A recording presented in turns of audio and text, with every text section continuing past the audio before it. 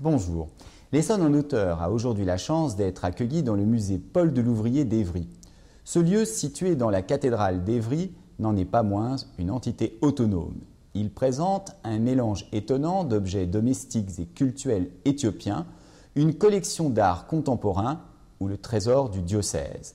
Par tous ces aspects, le musée Paul Delouvrier était le lieu idéal pour accueillir Robert Scholtus, prêtre du diocèse de Metz, longtemps enseignant en théologie et plus récemment supérieur du séminaire de l'Institut catholique de Paris. Mais notre invité est aussi l'auteur d'une douzaine d'ouvrages comme Petit christianisme d'insolence, faut-il lâcher prise, Lettres à mes morts, Une saison dans les limbes. Si tous les chemins mènent à Rome, ils sont souvent plus longs, plus tortueux, plus complexes, les chemins qui ramènent à la ville des origines. C'est ce parcours que retrace Robert Scholtus dans son dernier opus, Promesse d'une ville. Cet ouvrage, au chapitre bref comme des tropismes, véritable saut de gambade, d'un souvenir à une anecdote historique sur la cité messine, d'une réflexion sur la ville à une réflexion sur le rapport à la culture dans la société contemporaine, à une densité mystérieuse où la culture est aussi souvent un élégant paravent à la mélancolie. Robert Scholtus, bonjour. Bonjour. Nous vous recevons aujourd'hui dans l'émission L'Essonne en Auteur pour votre dernier opus, Promesse d'une ville. Tout de suite, j'ai envie de vous demander pourquoi vous avez choisi ce titre. Est-ce qu'il emprunte quelque chose à la promesse de l'aube de Gary ? Non, très honnêtement, rien, bien que j'ai beaucoup aimé ce livre. Promesse, c'est peut-être plus à entendre, dans un futur antérieur. C'est en quoi une ville est pour une personne qui l'a habitée, en quoi elle est une promesse pour lui, c'est-à-dire en quoi elle le façonne et elle l'oriente aussi vers son avenir. C'est dans ce sens-là que j'ai utilisé ce titre. Alors justement, quelle promesse vous a faite la ville de Metz et est-ce que la promesse a été tenue ? Parce que le principe d'une promesse, c'est qu'on attend sa réalisation. Écoutez, c'est sûrement pas achevé, la réalisation de la promesse. C'est tout ce qu'on vous souhaite. Oui, je crois que c'est une ville qui m'a façonné, qui m'a donné peut-être le meilleur de ce que je suis, mais aussi une ville dont j'ai hérité les limites, les incertitudes, les hésitations, les complexes aussi peut-être, et puis peut-être une psychologie propre à une ville comme celle de Metz, qui est une ville de frontières, une ville qui a été historiquement à maintes reprises bouleversée, annexée. Donc je crois qu'une ville aussi nous communique ses propres complexes et ses difficultés parfois à se situer dans l'histoire par rapport aux autres. Et en cela, j'ai épousé quelque chose de cette ville. Alors est-ce que vous pensez qu'on peut avoir un rapport génétique justement avec une ville quand on vous écoute parler ? Là, on a l'impression que vous avez presque un rapport génétique avec cette ville. Non, j'irai pas jusque-là, parce qu'en même temps, on est fait aussi par les exils auxquels on consent, par le fait même de s'arracher à une ville, et pas forcément d'ailleurs en la quittant physiquement, mais en ouvrant ses portes et ses fenêtres et son intelligence sur un ailleurs. Mais je crois qu'il y a cette tension-là entre ce que Jean-Christophe Bailly, que j'ai cité, appelle l'émotion de la provenance, de là où l'on vient, et puis l'attrait toujours d'un au-delà en quelque sorte, d'un autre horizon après lequel parfois on court désespérément. Alors on l'aura compris, ce livre évoque votre relation à Metz et finalement ça pose la question du genre dont relève votre livre. Est-ce que c'est une autobiographie, un portrait de ville, un essai sur la culture contemporaine ? On aura l'occasion d'expliquer pourquoi un peu plus tard. Vous l'aurez remarqué, c'est une écriture fragmentaire, on va dire. Quelqu'un m'a dit que c'était écrit comme des sourates. Enfin, j'irai pas plus loin dans la comparaison. Oui. En tout cas, une écriture fragmentaire et qui fait appel, oui, à des genres extrêmement différents. Alors, j'irai pas jusqu'à dire c'est un livre autobiographique, même s'il emprunte évidemment, il emprunte à ce qu'a été mon histoire jusqu'ici. Disons que c'est un côté flânerie, promenade dans une ville, mais aussi promenade dans mes souvenirs qui sont sollicités par une redécouverte de la ville. Évidemment, au passage, il y a des réflexions qui pourraient être celles d'un moraliste, d'un philosophe, et en même temps, je ne suis ni l'un ni l'autre. Alors bon, vous semblez un peu mettre de côté la dimension autobiographique et pourtant il a la particularité d'être complètement conduit par une interlocution à la première et deuxième personne. Pourquoi ce tutoiement? Qui sont le locuteur et l'interlocuteur? Et est-ce là encore un écho, par exemple, à l'enfance de Nathalie Sarraute qui avait trouvé cette chose-là pour son autobiographie? Non, et en même temps, ce qui est curieux, c'est que un peu par hasard, j'ai relu ce texte de Nathalie Sarraute après avoir écrit ces quelques pages. Et oui, j'ai été surpris par cette modalité d'écriture. Si je l'ai choisi, ou à vrai dire, je ne l'ai pas choisi, c'est venu assez spontanément, comme si j'éprouvais le besoin de me dédoubler en quelque sorte, de me parler à moi-même, de distinguer celui qui... Voilà, le Parisien que j'étais encore au moment où je l'ai écrit, et puis le Messin que j'allais redevenir. Et c'était pour moi une manière de rendre plus sensible cette distance que m'a permis d'opérer mes années à Paris, cette distance par rapport à Metz. Je crois qu'il faut avoir quitté un lieu pour le redécouvrir vraiment. J'ai eu un peu ce sentiment, de ce point de vue-là, de devenir messin à Paris. C'est paradoxal. Peut-être que dans quelques années, j'éprouverai le besoin d'écrire un petit livre sur Paris, peut-être. Mais peut-être que votre livre est déjà un livre sur Paris, là aussi on aura l'occasion d'en reparler. Les relations entre la religion, en particulier la religion catholique et la littérature, ont souvent été quand même difficiles à travers l'histoire. Comment vous arrivez à concilier votre vocation de prêtre et tout simplement votre vocation, si on peut parler de vocation d'auteur? Écoutez, j'ai toujours eu un rapport assez étroit, enfin depuis ma jeunesse, avec la littérature. J'ai toujours écrit d'une certaine manière. J'ai publié essentiellement des livres qu'on appelle religieux, enfin des livres théologiques. Mais j'ai toujours eu, même dans l'écriture de ces livres proprement religieux ou théologiques, j'ai toujours eu une attention particulière à la forme. C'est-à-dire pas tant aux idées qu'on cherche à développer qu'à la manière de le dire. Donc un rapport assez, je sais pas, à la fois sensible, émotif, charnel à l'écriture. En soi, c'est pas, comment dirais-je, ce ne sont pas deux vocations qui s'opposent, même si parfois elles peuvent entrer en conflit, parce que la littérature c'est la subjectivité, et que quand on est prêtre, on n'a pas non plus envie de se laisser totalement submerger par sa propre subjectivité, même si elle est importante dans le témoignage qu'on a à rendre. Un prêtre, dans l'exercice même de son ministère, c'est pas un haut-parleur qui répéterait une doctrine, une doctrine officielle.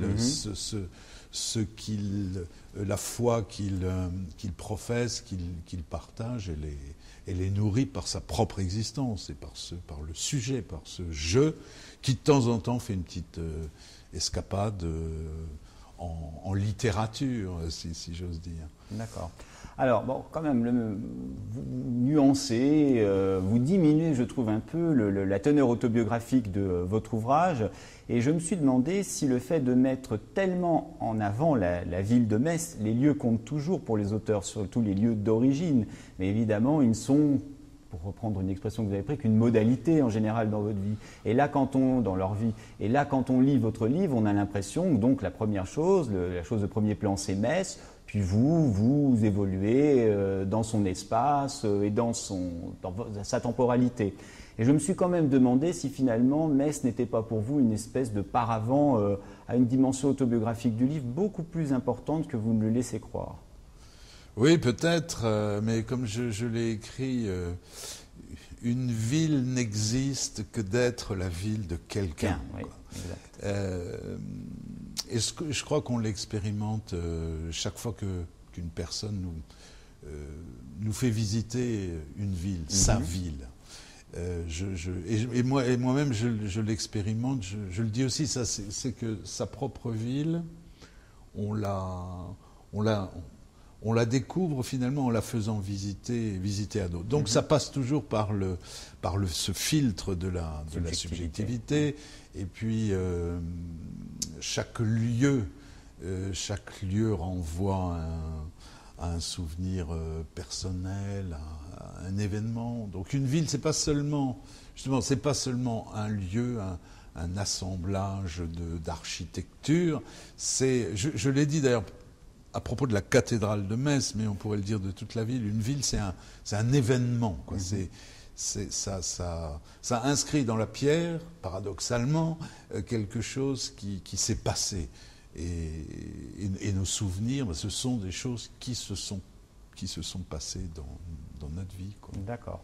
Alors justement, en évoquant le motif du souvenir, il y a un autre motif très important dans votre œuvre qui est le motif du regret. Un petit peu de l'avant, c'était mieux. Êtes-vous mélancolique? Et selon vous, la mélancolie, est-ce que c'est une disposition ou est-ce que c'est une réaction? Écoutez, deux choses. Avant, c'était mieux. Alors, évidemment, on se moque de tout. Enfin, voilà, c'est les vieux qui disent ça. Avant, c'était mieux. Mais il faut avoir un passé pour déjà. Mais au fond, si c'était vrai, moi, je pense qu'avant, c'était mieux, à propos de ce qui fait l'objet de ce livre. Avant, c'était mieux quand au cœur de la ville, il y avait des cinémas sympathiques, des ciné-clubs. C'était mieux quand il y avait tel café ou le buffet de la gare qui était ouvert 24 heures sur 24, etc. On pourrait multiplier. Après tout, pourquoi ne pas le dire? Alors, je crois en plus que il y a nécessairement de la nostalgie quand on parle d'une ville qu'on a longtemps habitée. C'est inévitable. Mais la nostalgie, pour moi, n'est pas quelque chose de... C'est pas synonyme de passéiste, ou de passéisme, pardon. La nostalgie, c'est aussi un mode presque de connaissance, c'est une façon de se rapporter aux choses. Et puis on n'est pas seulement nostalgique du passé, on peut l'être du futur, d'un futur qu'on ne connaît pas encore et auquel on aspire. Puis je crois aussi, enfin, que quand on écrit...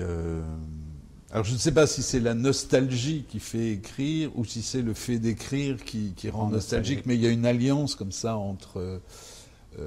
alors, il y aurait peut-être des nuances à faire entre nostalgie et mélancolie. C'est peut-être ça qui est encore plus fort peut-être que la nostalgie. C'est une certaine mélancolie. La mélancolie, c'est quelque chose qui habite, qui enveloppe les choses, les lieux, et qui de ce fait aussi leur donne une âme. Un charme, oui.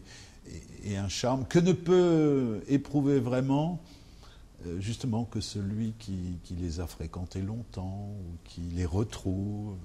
Voilà. Donc c'est en ce sens que j'ose revendiquer ma mélancolie. Ouais. D'ailleurs, si la mélancolie n'existait pas, il y a une bonne part de la poésie, par exemple, qui n'existerait pas. Bien sûr.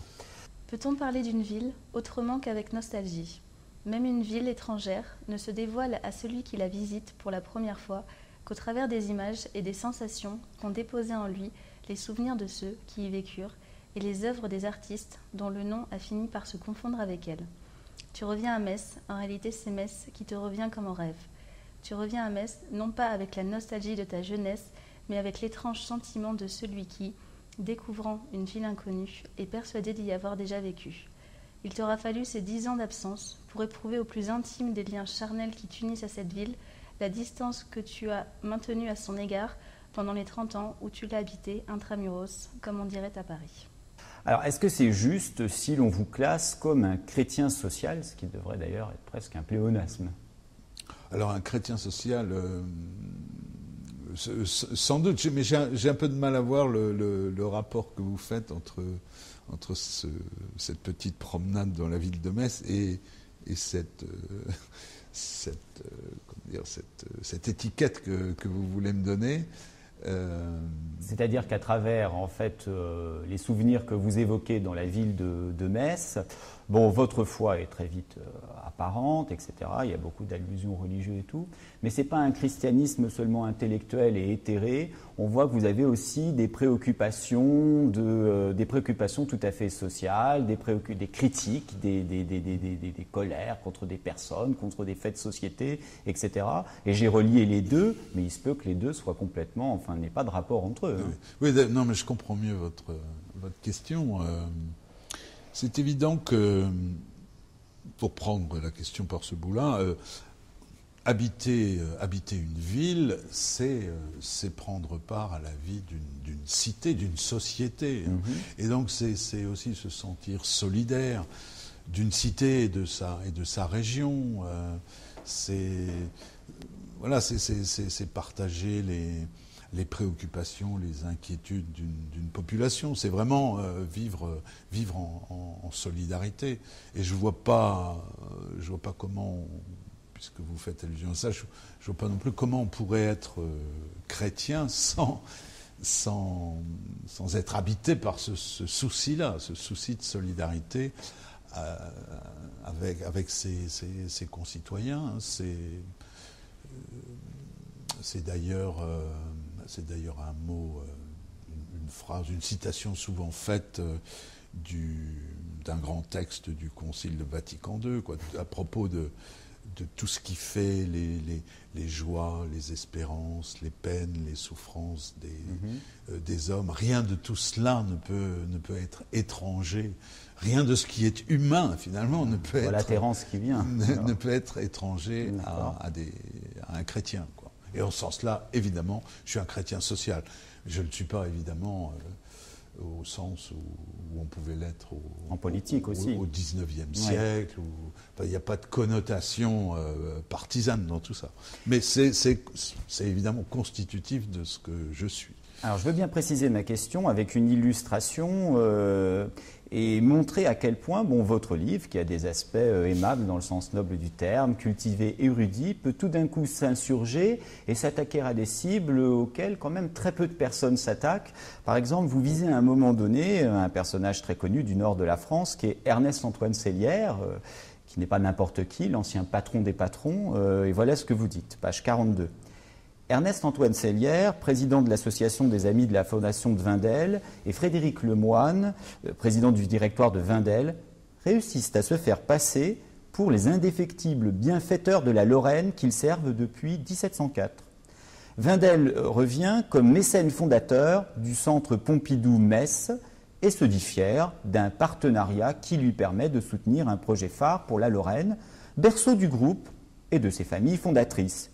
Et pour aller au bout du cynisme, les signataires de l'accord précisent que ce partenariat s'appuie sur nos valeurs d'entreprise, sur le long terme synonyme de fidélité et d'engagement. Là, on voit quand même que vous n'y allez pas par le dos de la cuillère, si vous passez cette expression. Ici, quand vous faites cette critique, là encore, justement, c'est pour ça que je parlais d'un christianisme social. Est-ce que ce sont vos engagements religieux qui vous dictent ça, ou est-ce que c'est le simple point de vue d'un médecin, voire les deux ? Oui, ça doit être les deux, effectivement.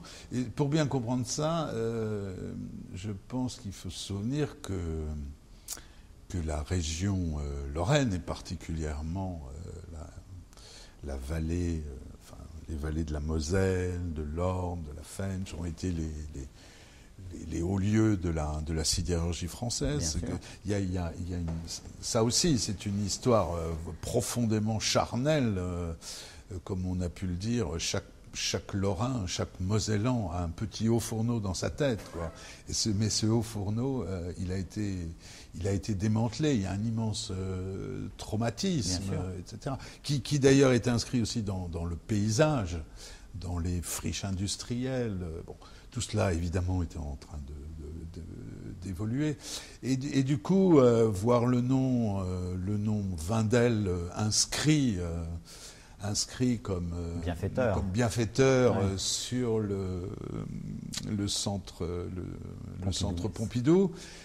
J'avoue que la première fois que je suis rentré dans l'amphithéâtre qui porte le nom Wendel, j'ai eu un petit choc. Cela dit, mon propos c'est pas un livre de polémique. Non. C'est un livre, là encore, parfaitement subjectif. En l'occurrence, un livre d'humeur aussi. Voilà. Et ça, je l'assume. Mes lecteurs ont été assez sensibles à ça. Certains me l'ont aussi reproché, enfin, dans le sens où ça peut être considéré comme une lecture un peu courte des problèmes économiques. Mais je crois que ça dit quelque chose de l'âme messine. De l'âme messine et plus largement de l'âme lorraine, quoi. Alors s'il y a bien un autre sujet à propos duquel vous êtes critique, c'est la culture contemporaine, ou plus exactement le rapport qu'on a à la culture contemporaine. Que lui reprochez-vous à cette culture contemporaine ? Enfin, je ne voudrais pas que vous fassiez de moi un contempteur de la culture contemporaine. D'ailleurs, à ce propos-là, je me suis toujours demandé comment appellera-t-on demain, enfin, ou dans les siècles à venir, la culture. Bon, on a eu des grandes époques, la Renaissance, le classique, des époques qui se nommaient elles-mêmes. L'art d'aujourd'hui, la culture d'aujourd'hui, elle se dit contemporaine. Voilà. Et bien, elle sera éternellement contemporaine, on l'espère. Non. On sent qu'il y a quelque chose qui ne vous plaît pas. Qu'est-ce qui ne vous plaît pas concrètement ? Vous aurez noté que je développe un rien d'ironie, peut-être un peu forcé, un peu exagéré. Imaginez une ville que vous avez connue, imaginez Metz, ville qui plutôt incarne l'ordre, une certaine rigueur, une rigueur militaire, une architecture pour une part allemande. Et puis vous débarquez du train et soudain, pour la première fois, vous voyez le centre Pompidou, qui est une magnifique création, inattendue, improbable, comme ça, plantée là, au milieu d'un décor. Enfin, c'est quelque chose il y a quelque chose d'incongru, d'inattendu, et c'est cette surprise-là que j'ai évoquée, qui relate aussi la surprise de certains visiteurs, des enfants qui sont étonnés, voilà. Finalement, si vous me permettez, c'est exactement le même phénomène en écho qu'a été le surgissement du centre Pompidou à Paris, en plein milieu des Halles, un quartier historique, populaire de Paris, puis tout d'un coup, cette espèce d'usine. Puis finalement, tout le monde s'y est plus ou moins fait. Oui. Il y a ce phénomène de surprise que j'ai évoqué. L'autre chose dont j'ai tendance à me moquer, c'est l'air inspiré que prennent les gens du pays pour soudainement être fascinés par l'art contemporain, ou cette manière de tout transformer. Alors là, je dépasse la question de Metz, mais cette manière aujourd'hui de tout transformer en culture, voilà. Et d'une certaine manière aussi donc de tout muséifier. les hauts fourneaux désaffectés deviennent des musées, beaucoup d'églises deviennent des musées. Les centres-villes, désertés en quelque sorte, ont aussi tendance à se muséifier. Alors c'est un peu dans ce sens-là que j'ai cette formule pour dire que au fond, aujourd'hui, tout se dissout dans la culture, mais une culture qui devient une culture marchande. Ça se vend, voilà. Et alors justement, comment percevez-vous des artistes bon, vous citez un moment Dali, Warhol, bon, c'est déjà un peu loin. Enfin, je cite Andy Warhol, et puis je sais plus qui, Picasso, Dali. Picasso, je les cite à vrai dire parce que l'ouverture du centre Pompidou de Metz a été précédée dans Paris par une campagne publicitaire assez large, et l'on voyait dans le métro des grandes affiches avec les photos de Dali ou d'Andy Warhol, avec ce slogan Picasso s'installe à Metz. Voilà. Donc je suis parti de cette image-là, puisque c'est à peu près peu de temps après que moi-même j'allais me réinstaller à Metz. Mais du coup, j'ai oublié votre question. Mais heureusement, moi pas. Donc, en fait, je voulais simplement savoir, je vais même changer les artistes. Mais par exemple, vous avez des artistes comme ça qui font débat en ce moment, prenons-en deux, Murakami, par exemple, et Jeff Koons. Bon, comment vous percevez ces artistes? Je mets artistes entre guillemets et je laisse à vos bons soins le fait de définir si pour vous ce sont des artistes. Non, mais écoutez, je vais pas... Je me sens pas du tout habilité à donner des bons points où il y aurait de bons artistes contemporains et des mauvais. Je suis assez sensible à ce qu'on pourrait appeler, dans l'art contemporain, une forme d'expérience. L'art contemporain, comment dire, a détruit en quelque sorte l'objet artistique, le tableau, l'œuvre, pour valoriser ce qu'on pourrait appeler l'expérience artistique, alors sous forme de performance, sous forme d'installation, autant de choses qui sont éphémères. Mais il y a parfois, dans ces gestes d'artistes, il y a parfois des choses belles et qui rejoignent quelque chose de l'expérience de l'homme d'aujourd'hui. Mais souvent, l'expérience du vide, l'expérience du négatif. Et ce qu'on peut déplorer parfois dans l'appréhension de l'art contemporain, c'est l'absence, au fond, je dirais, de joie, d'espérance, de promesse, pour reprendre mon titre. Voilà. D'accord. Alors, à l'inverse, dans votre ouvrage, vous faites assaut d'une érudition assez classique, de citations littéraires, d'anecdotes historiques, d'auteurs plus confidentiels, de mots rares, et finalement d'un certain élitisme. Mais est-ce que aussi ceci ne traduit pas chez vous une sorte d'exigence, de recherche culturelle que vous trouvez de moins en moins dans la société contemporaine? Vous voyez, je garde cette idée en tête. Je suis têtu. Non, je ne cherche pas à faire de l'élitisme.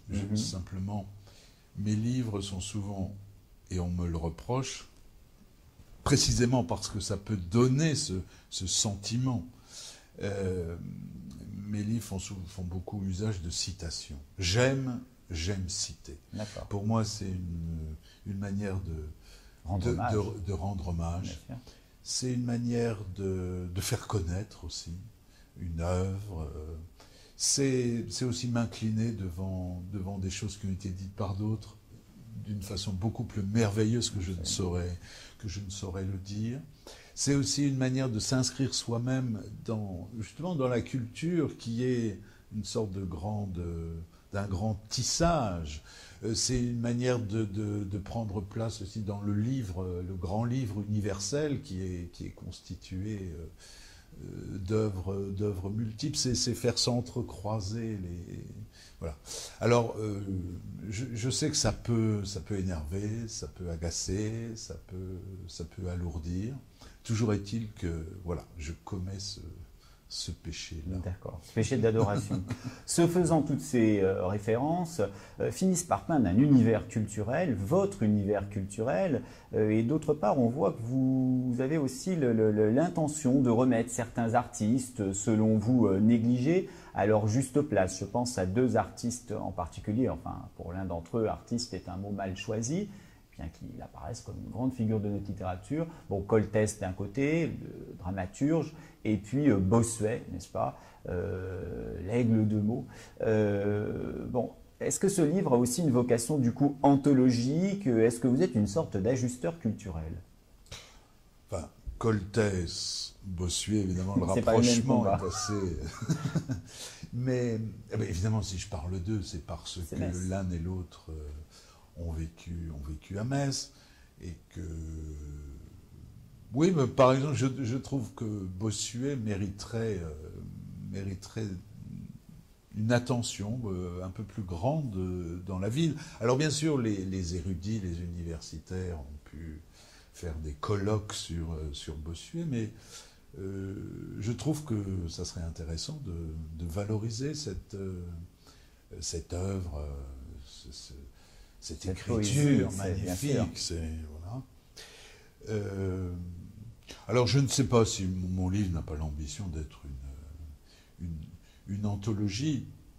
Tout ce que j'ai cité là a un rapport plus ou moins immédiat à la ville de Metz. J'ai parlé de Verlaine, qui est né là, et de quelques autres, et de peintres aussi. Mais qui souffre moins, lui, de déficit de notoriété. Oui, il a moins ce problème. Moins ce problème, oui. Bon. Dans l'écriture de votre livre, on est frappé par la récurrence des allusions, des métaphores religieuses. Qu'est-ce que ce livre emprunte à votre culture religieuse? Est-ce qu'il y a une dimension spirituelle dans cette œuvre? Alors écoutez, c'est difficile de faire le départ entre ce qui serait une culture religieuse puis une culture profane, je ne sais pas quoi. Tout ça puise dans le fond, dans mon fond, quoi, dans ce que je suis, et nous sommes tous d'une pièce tout en étant multiples, évidemment. Alors, dans ce livre, je n'ai absolument pas mis en avant le fait d'être prêtre.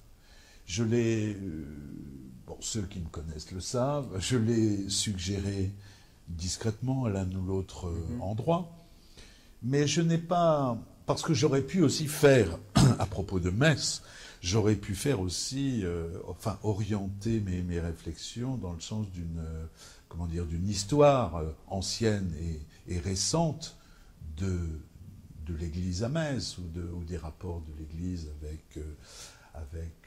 historiquement, avec le protestantisme qui tient une grande place dans la ville, ou avec le judaïsme pour qui Metz est une ville qui compte. Donc j'ai pas du tout orienté mon écriture dans ce sens. Je n'ai pas non plus cherché à cacher quoi que ce soit. C'est perlé. C'est aussi pour moi important, ça. C'est une manière de dire que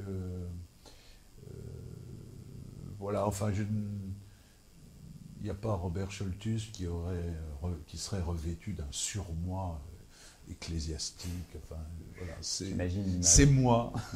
C'est moi dans cette déambulation, dans mon passé et dans cette ville présente.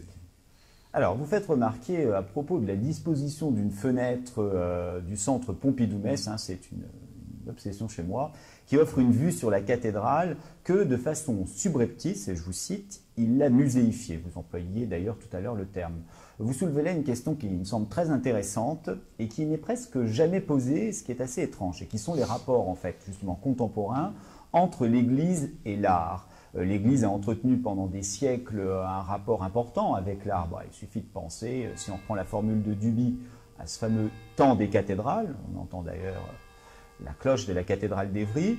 Quels sont les rapports de l'Église et de l'art aujourd'hui, selon vous? Est-ce qu'ils ont encore quelque chose à se dire? Question immense. Je reviens peut-être sur ce que vous avez appelé la fenêtre, Oui. qui est une immense baie vitrée du centre Pompidou-Metz, qui est incontestablement une réussite magnifique, Bon. parce qu'elle ouvre, avec un effet en plus de rapprochement comme ça, elle ouvre sur la cathédrale. Comme si Un tableau. elle était un cadre, elle offrait un tableau, oui, à la cathédrale. Et de ce point de vue, c'est magnifique.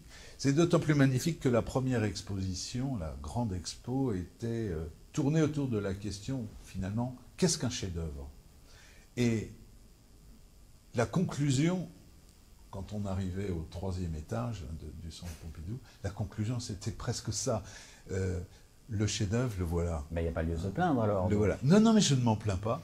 Mais en même temps, enfin, mon propos est ambigu, parce qu'en même temps, encadrer la cathédrale comme ça, c'est en faire un objet, c'est la faire rentrer dans le musée en quelque sorte. Et donc ça revient à ce que je disais tout à l'heure, c'est qu'aujourd'hui il y a un mouvement comme ça de muséification.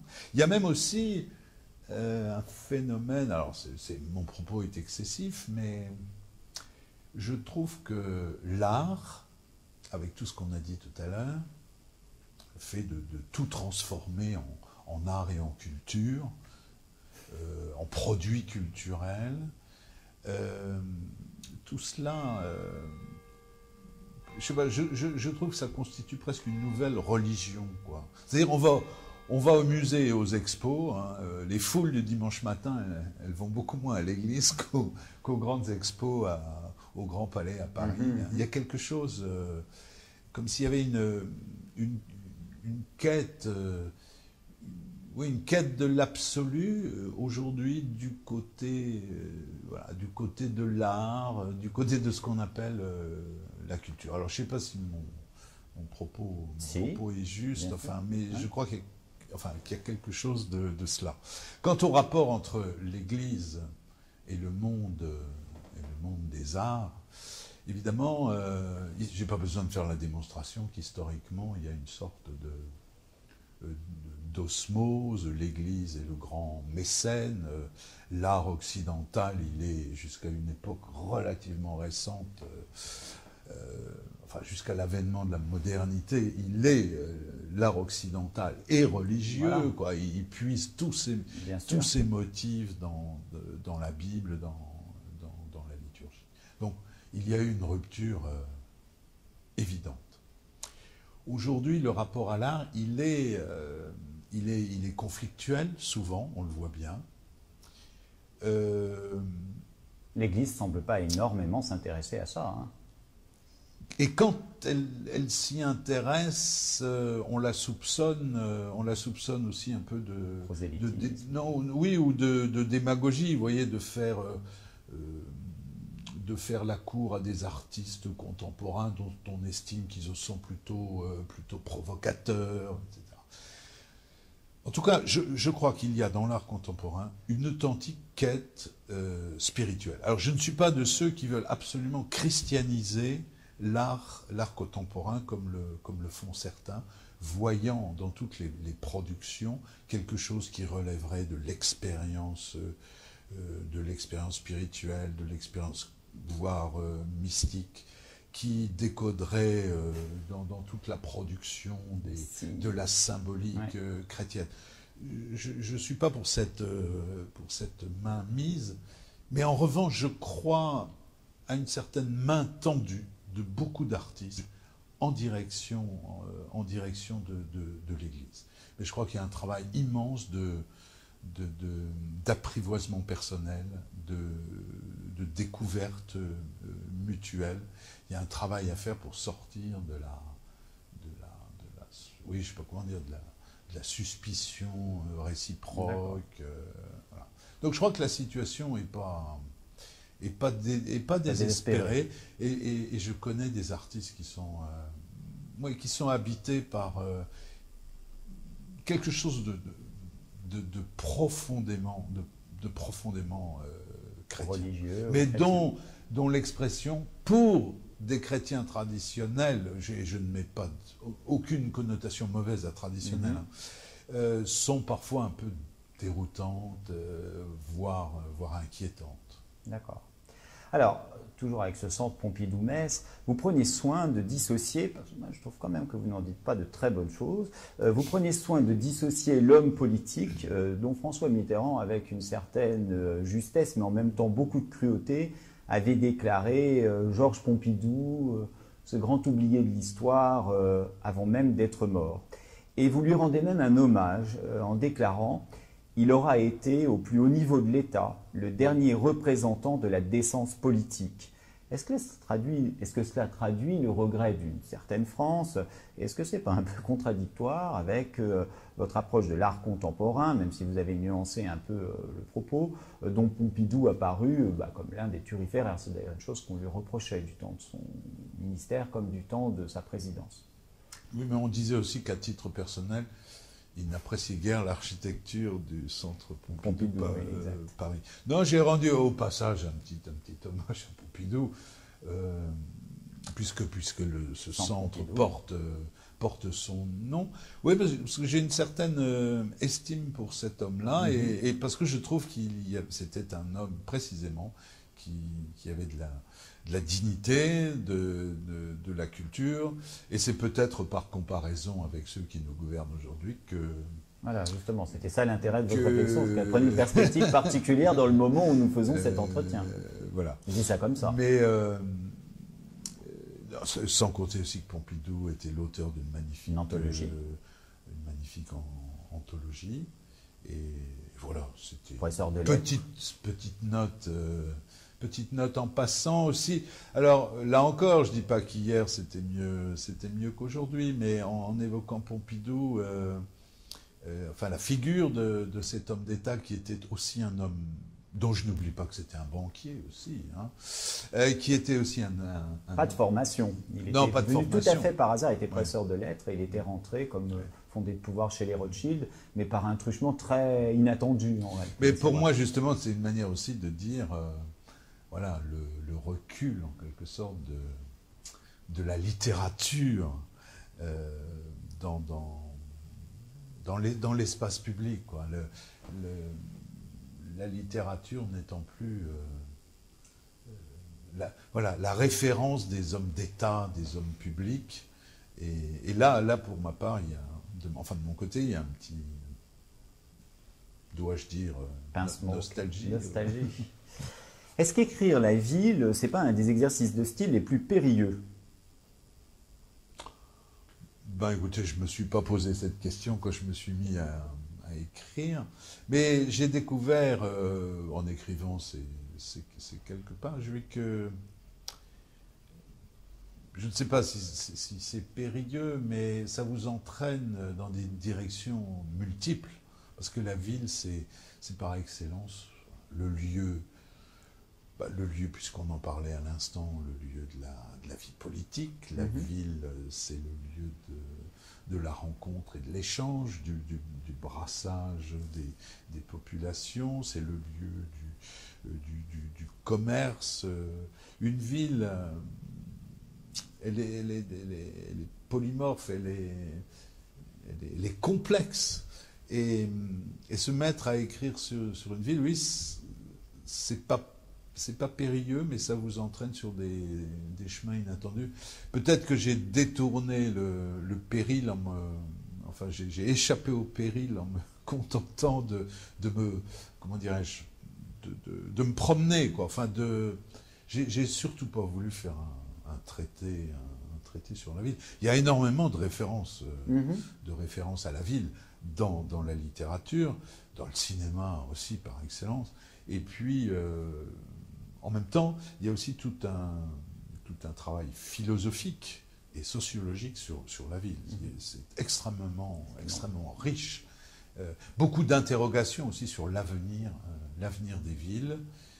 Et peut-être que discrètement, je participe à cette réflexion sur le destin des villes. Que seront les villes de demain? Un sujet où il y a matière à écrire. Alors une ville peut en cacher une autre et on se rend compte qu'en évoquant la ville de Metz, en la comparant souvent à la capitale, finalement vous faites aussi une sorte de petit portrait plus intimiste, évidemment plus bref, mais de la capitale par les souvenirs qu'elle a pu vous laisser quand vous y exerciez les fonctions de supérieur du séminaire de l'Institut catholique de Paris. Oui, en gardant en tête les proportions, évidemment. Et en sachant aussi que dans une grande ville, nécessairement, on se fabrique une petite ville, pour ne pas dire un village. On voit bien que rapidement, on y dispose ses propres frontières, on délimite un peu son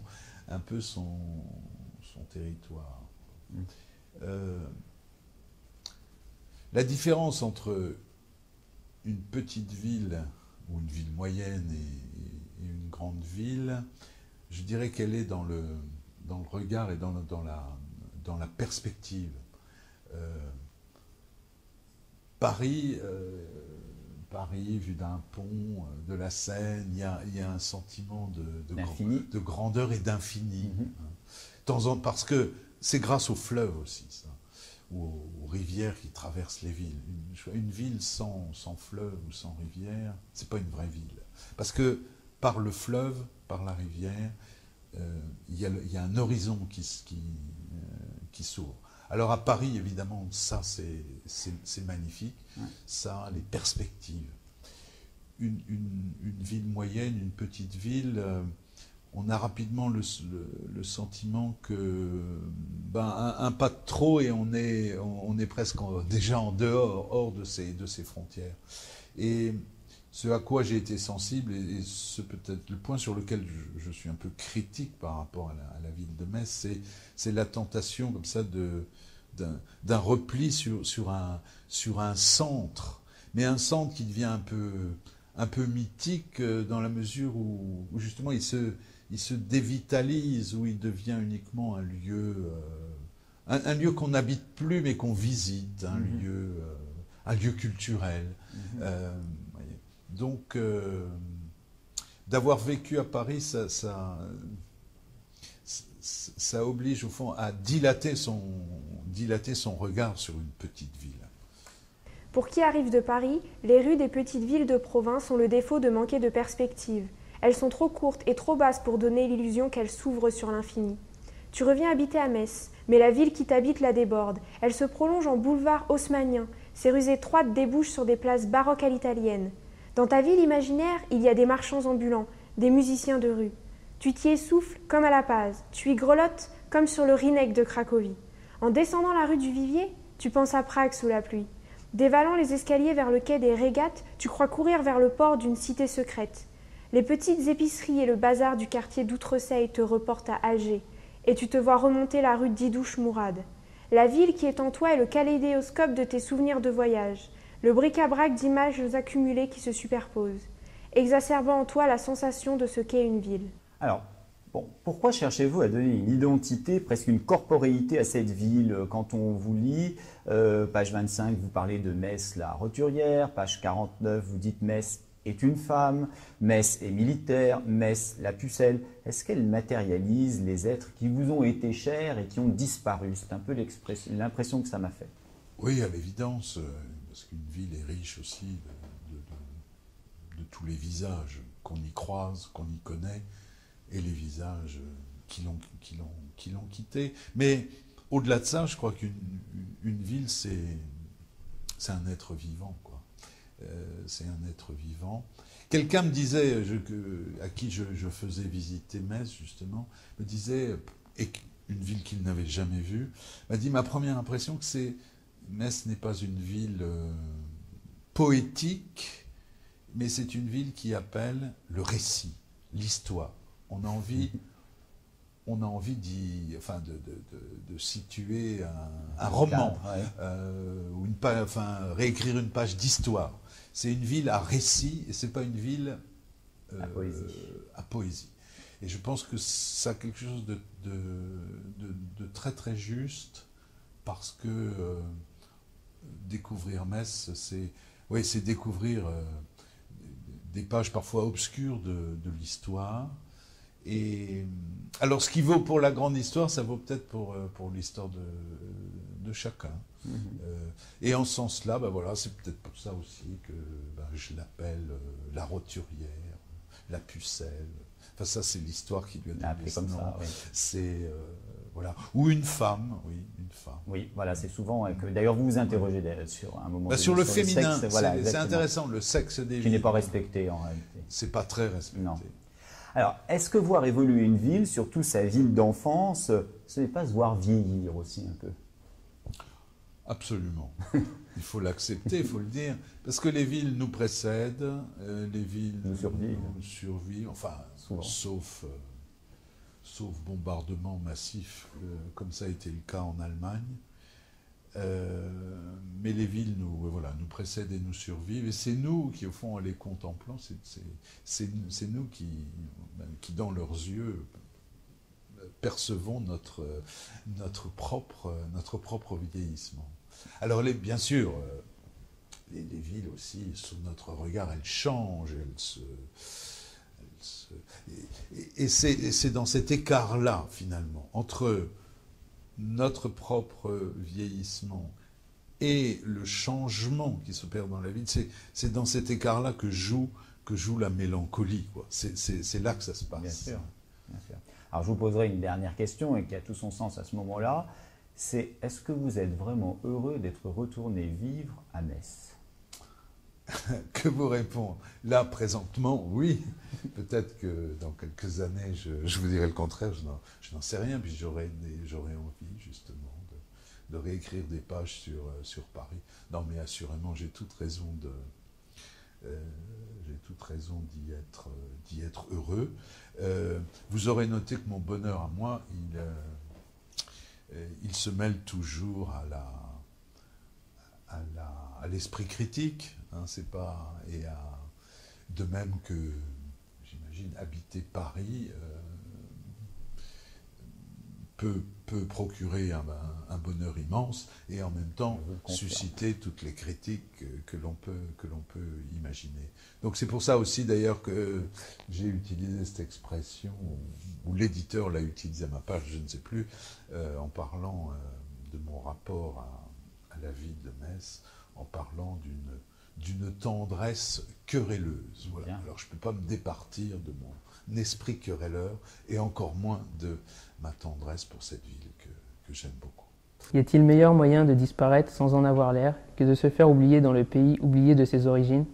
C'est à ce vieux fantasme, ou plutôt à ce besoin qu'ont les enfants de se cacher, de se construire des cabanes secrètes loin du monde des adultes, que répond ce que tes amis prennent pour un retour en arrière. Ils s'inquiètent de ce repli provincial, ils pensent que tu vas régresser, ils t'avertissent que cela sera difficile et que tu ne tarderas pas à regretter ce que, dans leur fantasme à eux, ils s'imaginent être la vraie vie. Tu souris, tu ne réponds rien. Comprendrait-il que c'est ta manière à toi de négocier avec ton goût de la désertion, de te défaire du sentiment d'imposture qui finit toujours par t'envahir, où que tu sois, quoi que tu fasses? Vient toujours le moment où tu éprouves le besoin de tirer ta révérence, de t'absenter, le moment où s'impose à toi la certitude que l'essentiel est ailleurs et qu'il sera toujours ailleurs, comme si l'expérience accumulée n'avait servi qu'à te faire désapprendre tout ce dont tu croyais être sûr. Bien, Robert Scholtus, je vous remercie, et on peut rappeler le titre de votre livre, Promesse d'une ville, qui, si vous me le permettez, tient tous les cas sa promesse littérairement parlant. Merci beaucoup.